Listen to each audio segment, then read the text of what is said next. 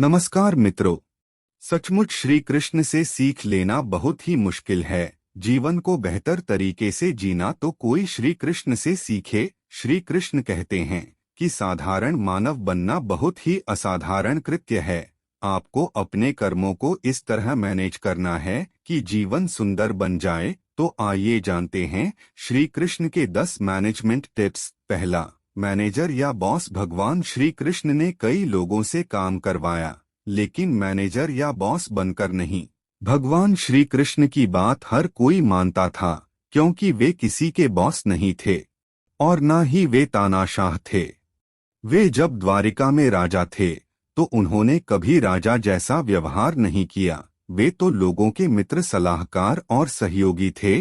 उन्होंने कभी भी अपनी शक्ति का दुरुपयोग नहीं किया। 3 वर्क किया तभी तो पांडव जीत गए। दूसरा, व्यापक सोच। जीवन तो बहता पानी है, पल प्रतिपल ज्ञान बदल रहा है, लोग बदल रहे हैं, उनकी सोच भी। श्री कृष्ण कहते हैं कि आप जो भी कर रहे हैं उसे लेकर आपका विजन व्यापक होना चाहिए। पहले अच्छी तरह से सोच और समझ ले, फिर कोई कार्य या व्यवहार करें। दूर तक देखने और सोचने की आदत डालें। व्यापक सोच का मतलब यह भी है कि क्रांतिकारी विचार रखते हुए किसी बंधी बंधाई लिख पर नहीं चले। परिस्थिति के अनुसार प्रयोग करें, रिस्क उठाएं, अपनी भूमिका बदले और सारथी तक भी बनने के लिए तैयार रहें। तीसरा, निष्काम कर्म करो। श्री कृष्ण कहते हैं कि कर्म करना हमारे हाथ में है, लेकिन उसका क्या परिणाम होगा यह हमारे हाथ में नहीं है। यदि आप 100% कर्म नहीं करते हैं तो फिर 100% फल की आशा भी न करें। जो व्यक्ति यह सोचकर कर्म करता है कि मुझे अपना पूरा 100% देना है, वही मनचाहा परिणाम भी पा सकता है। ऐसा कोई कर्म नहीं है जिसका फल नहीं मिलता हो। परिणाम की चिंता से कर्म नहीं करना अकर्मण्यता है।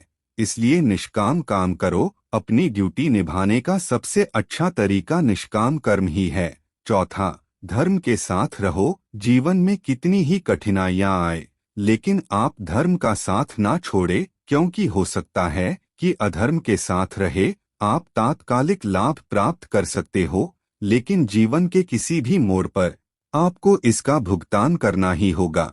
क्योंकि श्री कृष्ण गीता में कहते हैं, है अर्जुन, तुझे देखने वाले आकाश में देवता भी हैं और राक्षस भी, लेकिन तू खुद को देख और समझ।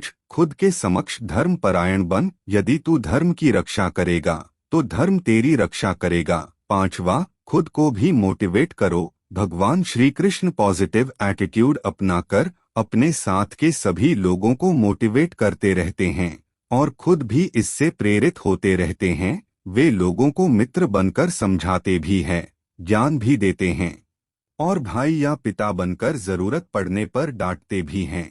ऐसे कई मौके आए जब उन्होंने अर्जुन, द्रौपदी और दुर्योधन को समझाया भी और डांटा भी, लेकिन उन्होंने कभी भी किसी का मोरल नहीं गिरने दिया। उन्होंने अपने शत्रुओं से भी बराबर का व्यवहार बनाए रखा। छठा, मानसिक नियंत्रण। कब कौन सी बात कहाँ कहनी और कहाँ नहीं कहनी है, यह समझना भी बहुत जरूरी है। इसे कहते हैं वाणी नियंत्रण। उसी तरह सख्त संदेह, अविश्वास, निराशा, क्रोध, लालच, भय और दुविधा पर भी नियंत्रण करना सीखना होगा। कुशल मैनेजमेंट के लिए मेंटल हेल्थ जरूरी है। गीता में श्री कृष्ण ने इस तरह के तमाम दुर्गुणों से हमेशा बचने का उपदेश दिया है। मन, वचन और कर्म से एक बने रहो। जो व्यक्ति अपनी बात पर कायम रहता है, जीत उसका पीछा कभी नहीं छोड़ती। वह अपने हर कार्य में सफल होता है। सातवां, सम्मान और आदर। भगवान श्री कृष्ण हर तरह से शक्तिशाली थे, लेकिन उन्होंने कभी भी अपनी शक्ति का प्रदर्शन नहीं किया। वे अपने गुरु, माता पिता और बड़े भाई के साथ ही अपने से बड़े पुरुषों का आदर करते और उनका चरण स्पर्श करते थे। जो लोग अपने माता पिता व गुरु का आदर करते हैं वे प्रशंसा के पात्र बनते हैं। इसलिए सदैव बड़ों की आदर व सम्मान में हमेशा आगे रहना चाहिए। अथवा संकट का समय ही खुद को सिद्ध करने का समय। संकट के समय ही यह सिद्ध करने का होता है कि आप योग्य हो, काबिल हो। संकट चाहे खुद पर आया हो मित्र पर आया हो या आपके संस्थान पर, आपको उस समय ही डटकर मुकाबला करना होगा।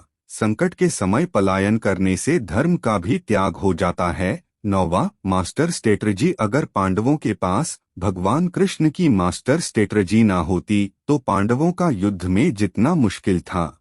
इसलिए कोई भी कार्य करने के पूर्व उसकी एक अच्छी योजना बनाना जरूरी है।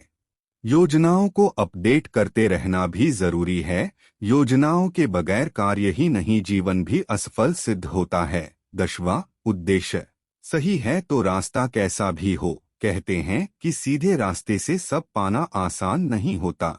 ऐसे में धर्म यह कहता है कि यदि उद्देश्य सही है तो टेढ़ा रास्ता भी अपनाया जा सकता है, खासतौर पर जब आपके सामने अधर्म का पलड़ा भारी हो। ऐसे में कूटनीति का रास्ता अपनाएं। तो मित्रों, यह थी आज की हमारी जानकारी। यदि आपको आज की हमारी जानकारी अच्छी लगी हो तो कृपया इस वीडियो को लाइक एवं चैनल को सब्सक्राइब जरूर करें। धन्यवाद। जय श्री कृष्णा। ओम नमः शिवाय। राधे राधे।